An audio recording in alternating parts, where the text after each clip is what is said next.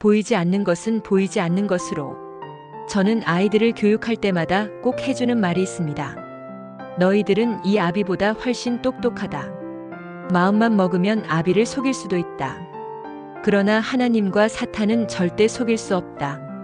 보이지 않는 것은 보이지 않는 것으로 통한다.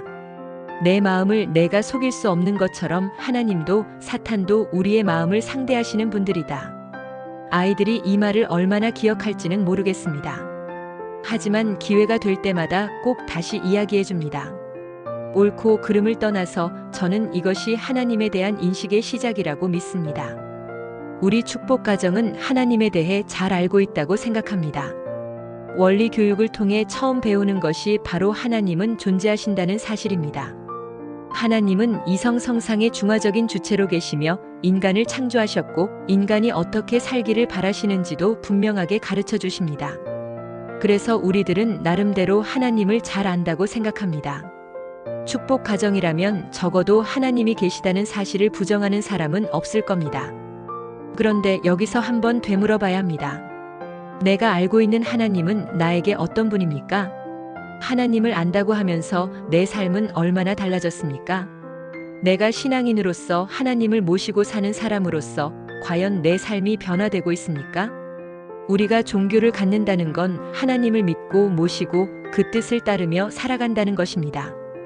그렇다면 우리의 삶이 하나님으로 인해 달라져야 하고 좋아져야 합니다. 하나님을 어떻게 인식하느냐는 참으로 중요한 문제입니다.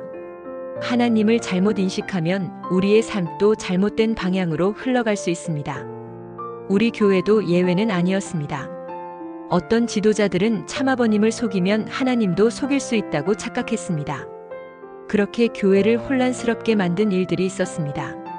하지만 무형의 하나님은 속일 수 없습니다. 사탄도 마찬가지입니다. 그리고 우리가 잘하고 있는지 잘못하고 있는지는 결국 우리의 마음이 가장 잘 알고 있습니다. 참아버님께서도 말씀하셨죠. 하나님은 우리의 마음을 통해 오신다고요.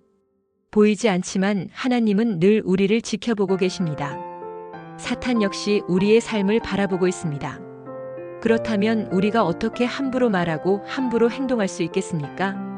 예를 들어 내 말 하나하나를 하나님이 듣고 계신다고 생각해 보십시오. 어찌 거짓말을 하고 남을 헐뜯는 말을 하겠습니까? 나의 행동 하나하나를 하나님이 보고 계시다고 생각하면 어찌 잘못된 행동을 하겠습니까? 인간은 오랜 시간 동안 눈에 보이는 것들만 쫓아왔습니다.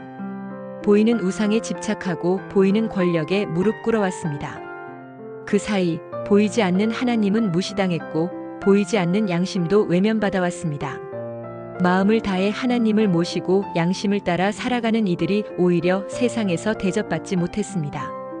이스라엘 역사를 보면 알 수 있습니다.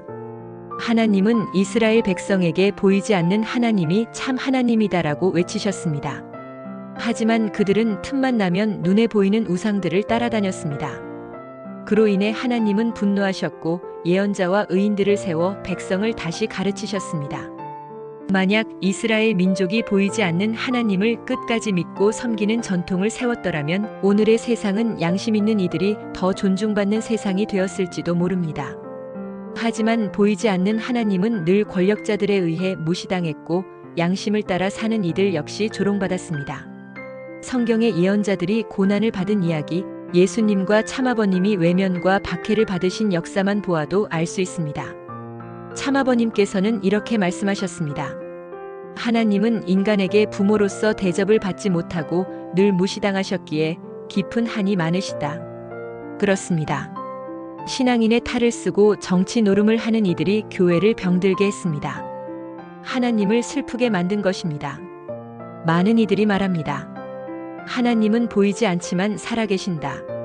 그렇다면 다시 한번 자문해 보시기 바랍니다. 살아계신 하나님이 나의 삶에 어떤 영향을 주고 있는가? 하나님 때문에 나는 남편과 아내를 더 사랑하고 있는가? 하나님 때문에 나는 어려움 속에서도 가정의 평화를 지켜내고 있는가?